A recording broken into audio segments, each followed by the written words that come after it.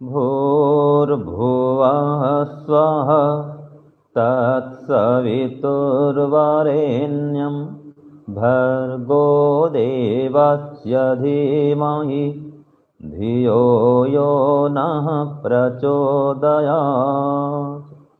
सबको सादर नमस्ते जी। आज हम एक विषय लेते हैं, क्रिया योग क्या, क्यों और कैसे। ठीक है, क्रिया योग क्या है, क्रिया योग किसे कहते हैं, क्रिया योग क्यों करते हैं, क्रिया योग करने पर क्या लाभ होता है और ये क्रिया योग कैसे करते हैं, इसका स्वरूप क्या है, तो इस पर हम चर्चा करेंगे। एक कहानी के रूप में हम इसको समझेंगे। ठीक है, तो एक गुरुकुल में आचार्य जी पढ़ा रहे थे अपने शिष्यों को। तो शिष्यों ने कहा कि गुरु जी, हमको ऐसा कोई सरल उपाय बताइए जिससे कि हम शीघ्रता से समाधि प्राप्त कर सकें। ठीक है, हम शीघ्रता से मोक्ष में जा सकें, तो इसके लिए क्या उपाय है, कृपया आप हमको बताइए। तो गुरु जी ने कहा, अगर आप शीघ्रता से समाधि प्राप्त करना चाहते हैं तो क्रिया योग करें। क्या कहा गुरु जी ने? क्रिया योग करें। तो शिष्यों ने कहा, गुरु जी ये क्रिया योग क्या है? इसका उत्तर बोलिए, तपः स्वाध्याय ईश्वर प्रणिधानानि क्रिया योगः। तो गुरु जी ने ये सूत्र पढ़ दिया। तो शिष्यों ने कहा, गुरु जी हम तो समझे नहीं, ये क्या है? तो उन्होंने कहा, ये योग दर्शन के दूसरे पाद का पहला सूत्र है। क्या है ये? योग दर्शन के दूसरे पाद का पहला सूत्र है। तो सूत्र फिर से बोलते हैं, तपः स्वाध्याय ईश्वर प्रणिधानानि क्रिया योगः। तो इसको मैं सरल करके आपको बता रहा हूं, वाक्यों को तोड़ तोड़ करके। तो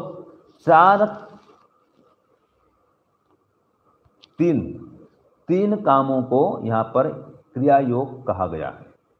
तो गुरु जी ने कहा दिया, देखो, तप करना, स्वाध्याय करना और ईश्वर प्रणिधान करना, ये क्रिया योग है।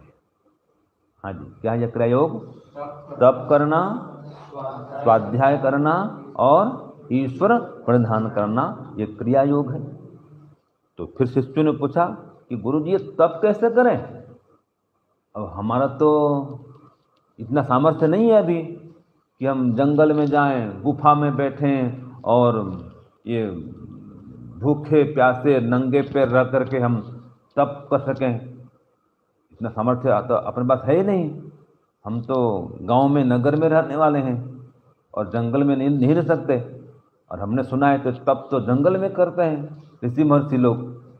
तो गुरु जी ने कहा कि देखो, ऋषि महर्षि लोग जंगल में तप करते थे, ठीक बात है, वो करते हैं, लेकिन आप घर में भी तप कर सकते हैं। जिस गुरुकुल में पढ़ते हैं उस गुरुकुल में भी तप कर सकते हैं। तो शिष्यों ने कहा, कैसे गुरु जी, हमको बताइए। तो उन्होंने कहा, देखो, तपस्या का मतलब है द्वंद्वों को सहन करना। क्या है तपस्या मतलब? द्वंद्वों को सहन करना और योग पथ में, ईश्वर के पथ में, धर्म के पथ में आगे बढ़ते रहना। यह है क्रिया योग का प्रथम भाग, तप करना। अर्थात द्वंद्व मन क्या होता है? सुख दुख, हानि लाभ, मान अपमान, सर्दी गर्मी, इन सब को सहन करते हुए धर्माचरण करते रहना, युगानुष्ठान करते रहना। जैसे कि कल लाइट चली गई थी, ठीक है, और लाइट चली गई, फिर भी उपासना घंटे में हम बैठ गए, है कि नहीं है? पसीना आए तो आए, तो गर्मी हो तो भी ध्यान में बैठेंगे, और बहुत ठंडी लगती है शीतकाल में तो कंबल ओढ़कर भी बैठते हैं, लेकिन बैठते जरूर हैं। ठंडी हो चाहे गर्मी हो, ध्यान नहीं छोड़ेंगे। ये तपस्या है, ये तप है। कहीं यात्रा में जा रहे हैं, बस में हैं, गाड़ी में हैं, कार में हैं, ट्रेन में हैं, प्लेन में, वहां भी समय हो गया तो हम सुबह शाम ध्यान जरूर करेंगे। ट्रेन में हो चाहे प्लेन में हो, मैं तो ऐसे ही करता हूँ। जहां भी हो, समय हो गया वहीं संध्या अपना जब ध्यान करो। फिर वहां ऐसा नहीं कि बहानाबाजी नहीं कि मैं तो यात्रा में हूँ, मैं तो बैठा हूँ प्लेन में, यहाँ तो बहुत सुंदर दृश्य आ रहे हैं, बादल दिखते हैं और रुई के गलीचे बिछे हुए हैं, ऐसा लगता है अब ये सब देखूँ मैं संध्या करूँ, ध्यान करूँ, ऐसा आता है। नहीं भाई, ये सब नहीं देखना, अभी तो मुझे ध्यान ही करना है। ठीक है, तो कहीं पर भी आप हो, प्रातः सायं हो गया, ध्यान में जरूर बैठना। कितना कष्ट क्यों न हो, झूठ नहीं बोलना।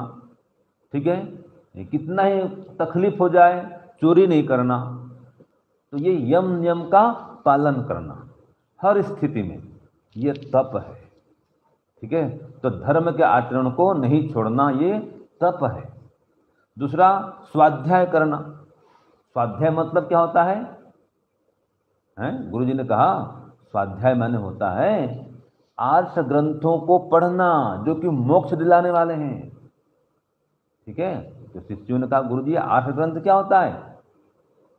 उन्होंने कहा अरे योग दर्शन ये आर्ष ग्रंथ है, सांख्य दर्शन, जितने दर्शन शास्त्र हैं ये सब आर्ष ग्रंथ हैं।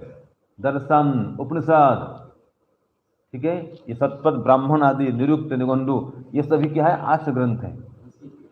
हाँ जी, जो ऋषिकृत ग्रंथ हैं वो आर्ष ग्रंथ कहलाते हैं, जिनका मूल वेद है, जो वेद पर आधारित ग्रंथ हैं, ऋषियों के द्वारा निर्मित हैं, वे आर्ष ग्रंथ कहलाते हैं। जिनमें आप्तों का वचन है वो आर्ष ग्रंथ। तो ऐसे आर्ष ग्रंथों पढ़ना जो कि मोक्ष को देने वाले हैं, तो ऐसे ग्रंथों को पढ़ना क्या है? ये स्वाध्याय है।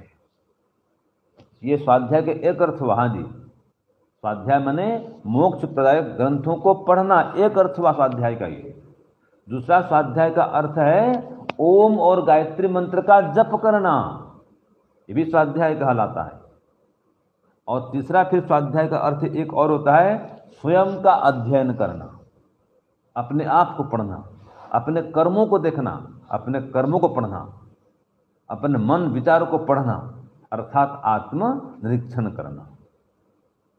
तो स्वाध्याय के 3 भाग हो गए, है ना? मोक्ष प्रदायक आर्ष ग्रंथों को पढ़ना, दूसरा ओम और गायत्री मंत्र का श्रद्धा पूर्वक अर्थ सहित भक्ति भाव में डूब करके जप करना, और तीसरा अपने आप को पढ़ना, अपनी दिनचर्या का अवलोकन करना।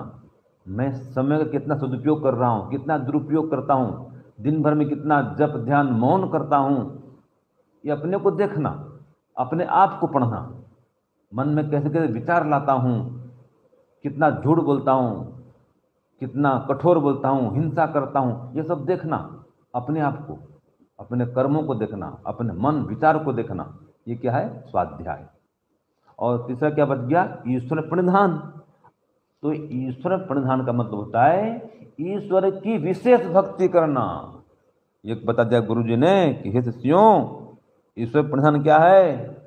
ईश्वर की विशेष भक्ति करना, अतिशय प्रेम से ईश्वर को अपने अनुकूल बनाना, उसकी भक्ति करते हुए, और हर काम करने के पहले ईश्वर का स्मरण करना, उसकी अनुमति से, उसकी आज्ञा से कार्य को आरंभ करना, और कार्य करते हुए भी बीच बीच में उसका स्मरण करते रहना, और कार्य के अंत में फिर उसका धन्यवाद करना कि हे परमात्मा, मैंने आपकी शक्ति से, आपकी सहायता से, आपसे प्राप्त ज्ञान विज्ञान के आधार पर मैंने यह कार्य किया है।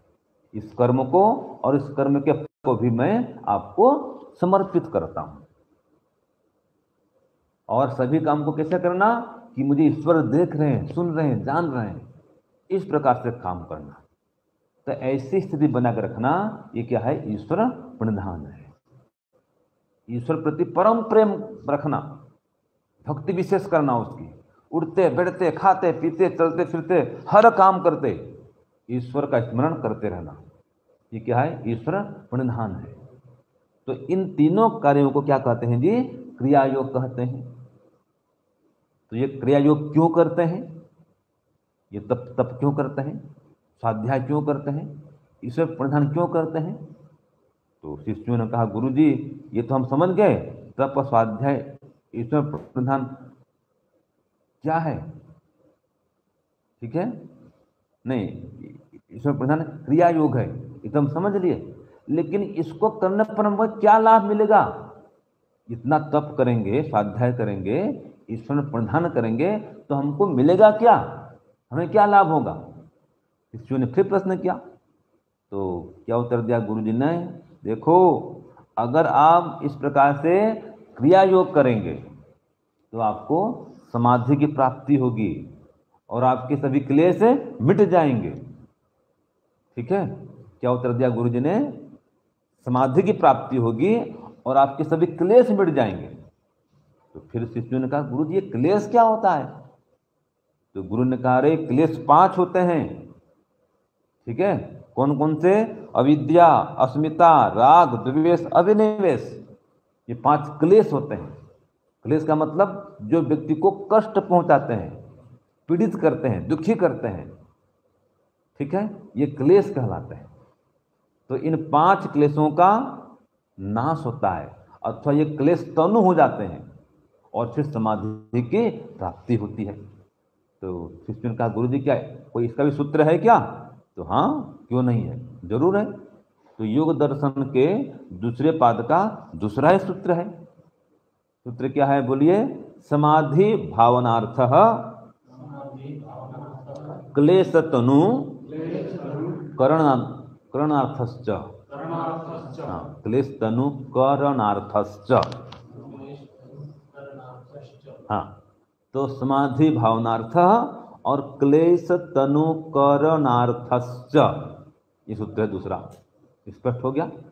तो गुरुजी ने कह दिया, देखो भाई, अगर आप क्रिया योग करेंगे ये फायदा कि समाधि की प्राप्ति होगी, समाधि की उत्पत्ति होगी। तो कहा समाधि भावनार्थ, समाधि की उत्पत्ति के लिए, समाधि की प्राप्ति के लिए, और क्लेशों को तनु करने के लिए, निर्बल करने के लिए, कमजोर करने के लिए ये क्रिया योग करना चाहिए। तो कौन कौन से क्लेश तनु होते हैं? तो गुरुजी ने कह दिया सूत्र 3 में पढ़िए, अविद्या, अस्मिता, राग, द्वेष, अभिनिवेशा, पंच क्लेशा, ये 5 क्लेश होते हैं। अब इसका स्वरूप क्या है आगे और पढ़ेंगे, अभी केवल इतना पढ़ते हैं कि 5 क्लेशों के नाम कौन कौन से बोलिए? अविद्या, अस्मिता, राग, द्वेष, अभिनिवेश। ये कल सुनूंगा मैं, ठीक है जी, ये 5 क्लेशों के नाम और ये क्लेशों को नष्ट करने के लिए क्या उपाय, ठीक है ना, फिर समाधि की प्राप्ति का क्या उपाय। तो उसका उपाय क्या है? क्रिया योग। अगर आप करेंगे क्रिया योग अर्थात तप करेंगे, स्वाध्याय करेंगे, ईश्वर प्रणिधान करेंगे, ये क्या है? क्रिया योग है। तो इनके करने पर क्या होगा? समाधि की प्राप्ति होगी। और समाधि में क्या? समाधि में आत्मा परमात्मा का साक्षात्कार होता है। 2 प्रकार की समाधि होती है, संप्रज्ञात समाधि और असंप्रज्ञात समाधि, वैसे और आगे आने वाला है। तो अभी ये समझ लो, समाधि की प्राप्ति होती है। तो संप्रज्ञात समाधि और असंप्रज्ञात समाधि, दोनों समाधि की प्राप्ति होती है क्रिया योग करने पर। और जो क्लेश हैं वे तनु हो जाते हैं। तनु माने कमजोर पड़ जाते हैं, उनका प्रभाव नहीं आता है सामने, वो दब जाते हैं, क्रियाशील नहीं होते हैं। ठीक है जी, तो ये क्लेश है जी, अविद्या, अस्मिता, राग, द्वेष और अभिनिवेश। तो ये क्रिया योग कैसे करते हैं? क्रिया योग क्या है बता दिया, क्यों करते हैं बता दिया, अब कैसे करते हैं? वे तप करते हुए करते हैं, स्वाध्याय करते हुए करते हैं और ईश्वर प्रणिधान करते हुए करते हैं। ये तो सूत्र रूप में बता दिया। अब व्यवहार में कैसे करते हैं? इस क्रिया योग को कैसे आचरण में लाते हैं या क्रिया रूप में इसका अनुष्ठान कैसे करते हैं? तो इसका शुभारंभ करते हैं प्रातः काल उठते ही। क्रिया योग कैसे करते हैं? प्रातः उठते ही संकल्प करके करते हैं। संकल्प करते हैं कि हे ईश्वर मुझको शक्ति दीजिए कि मैं आज दिन भर क्रिया योग की स्थिति बना के सब काम करूंगा। अर्थात कोई मुझे कितना ही बुरा भला कहे, मेरी निंदा करे, चुगली करे, मैं दुखी नहीं होऊंगा, मैं गुस्सा नहीं करूंगा, ये सहन करूंगा मैं। ये तप है ना जी, मान अपमान ये सहन करना तप है। तो कोई निंदा करे, चुगली कर दे, कोई कठोर बोल दे, कोई बुराई करे मेरी, कोई व्यंग्य कर दे, आजकल टोंट कसते हैं, टोंट क्या बोलते उसको, टोन कसना है, ताने मारना, हाँ ताने मारते हैं लोग। तो कोई ताना मारे, कोई निंदा करे, चुगली करे, कठोर बोले, अपमान करे, झूठा आरोप लगाए, अफवाह फैलाए, कुछ भी करे, मैं शांत रहूंगा।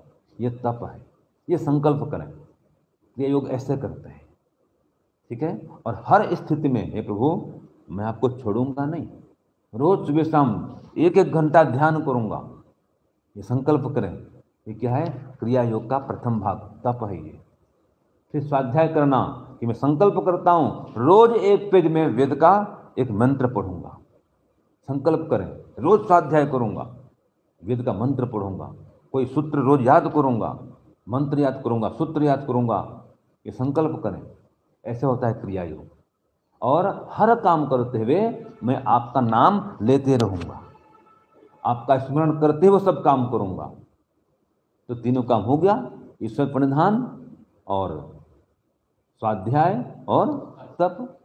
तो इस प्रकार सुबह से लेकर के रात्रि पर्यंत, जब रात को सोऊंगा तो भी मैं जप करते करते ही सोऊंगा, कोई काम कर रहा हूं तो भी जप करते करते काम करूंगा, पढ़ने बैठता हूं तो हे ईश्वर मैं आपको प्राप्त करने और कराने के लिए, आपके ज्ञान को पाने और दूसरों को आपका ज्ञान देने के लिए ये स्वाध्याय कर रहा हूं, और गायत्री मंत्र बोलूंगा और फिर मैं पाठ आरंभ करूंगा। ये संकल्प होना चाहिए। तो ऐसे क्रिया योग करते हैं। हर काम के आरंभ में आप परमात्मा को याद करें। यहाँ तक कि और बता दूं आपको, जब पढ़ेंगे, जब पढ़ते हैं तब पढ़ते हुए भी ईश्वर से कैसे जुड़ते हैं। जैसे कि हमने अभी पढ़ा कि अविद्या, अस्मिता, राग, द्वेष, अभिनिवेश, ये 5 क्लेश होते हैं। सूत्र पढ़ दिया, अर्थ हो गया। तो इसको कैसे करेंगे? हे ईश्वर, अविद्या, अस्मिता, राग, द्वेष, अभिनिवेश, ये 5 क्लेश होते हैं। अर्थ तो आपने पढ़ा, लेकिन ईश्वर को सुना रहे हैं कि हे ईश्वर, तप करना, स्वाध्याय करना और ईश्वर प्रधान करना, ये क्रिया योग है। हे ईश्वर, समाधि की प्राप्ति के लिए और क्लेशों को तनु करने के लिए ये क्रिया योग का अनुष्ठान करते हैं। ये सारी बातें ईश्वर को सुनाना, तो सूत्र याद भी कर रहे हैं, उसका अर्थ भी पढ़ रहे हैं और ईश्वर से जुड़कर कर रहे हैं। तो आपका पढ़ना भी हो गया क्रिया योग, ईश्वर से जुड़ के आप पढ़ रहे हैं। मैं जब लिखता था ना सूत्रार्थ भी रोजड़ में, तो सूत्रार्थ लिखता तो उसके पहले लिखता था हे प्रभु, बस पहले हे प्रभु, और ये तप, स्वाध्याय, ईश्वर प्रधान क्रिया योग है। हर सूत्रार्थ में मैं हे प्रभु लिखता था, तो ईश्वर से जुड़ गया मैं। तो इस प्रकार से क्रिया योग करना चाहिए कि दिन भर सुबह उठने से लेकर के रात्रि सोने पर्यंत आप ईश्वर से जुड़ के सब काम करें।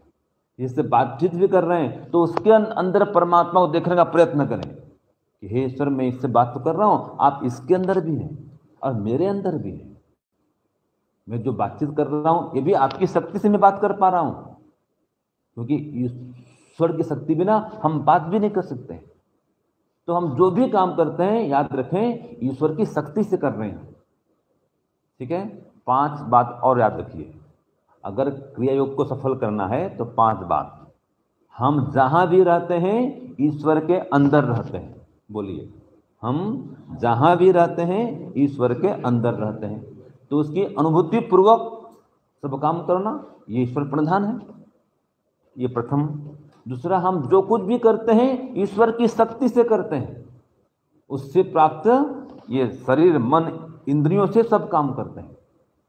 तो हम जो कुछ भी करते हैं ईश्वर की शक्ति से करते हैं, अपना कुछ भी नहीं है, सब कुछ ईश्वर से प्राप्त है, ऐसा मान के सब काम करना। और फिर कर्म करके उसको अर्पित कर देना कि मुझे इसका कोई लौकिक फल नहीं चाहिए, मैं आपको प्राप्त करने और कराने के लिए ये काम को संपन्न किया। और तीसरा है, हम जो कुछ भी देते हैं ईश्वर की वस्तु को ही देते हैं। हम दे रहे हैं ना, जान दे रहे हैं, पढ़ा रहे हैं, या कोई दान देता है, अभिमान करता है कि मैं इतना दानी हूं, मैं इतना विद्वान हूं, तो अपना कुछ भी नहीं है। जो कुछ भी किसका है? परमात्मा का है। तो जो कुछ भी देते हैं परमात्मा की वस्तु, उसकी जान को ही देते हैं।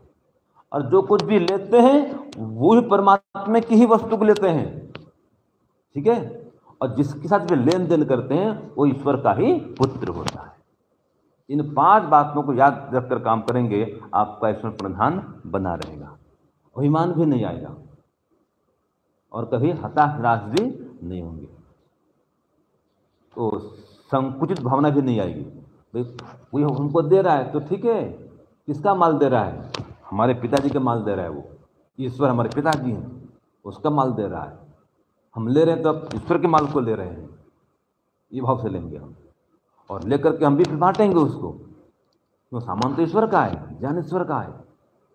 तो इस प्रकार से क्रिया योग करना चाहिए। ये क्रिया योग करने का स्वरूप बता दिया। तो क्रिया योग क्या है हमने समझा, क्यों करते हैं और कैसे करते हैं, क्या इसका लाभ होता है कि क्लेश मर जाते हैं, जो 5 क्लेश हैं वो तनु होते हैं और समाधि की प्राप्ति होती है। ये आपके विषय पूरा हुआ। ओम शांति ओम श्रम हो गया। अब ये कल पूछूंगा भाई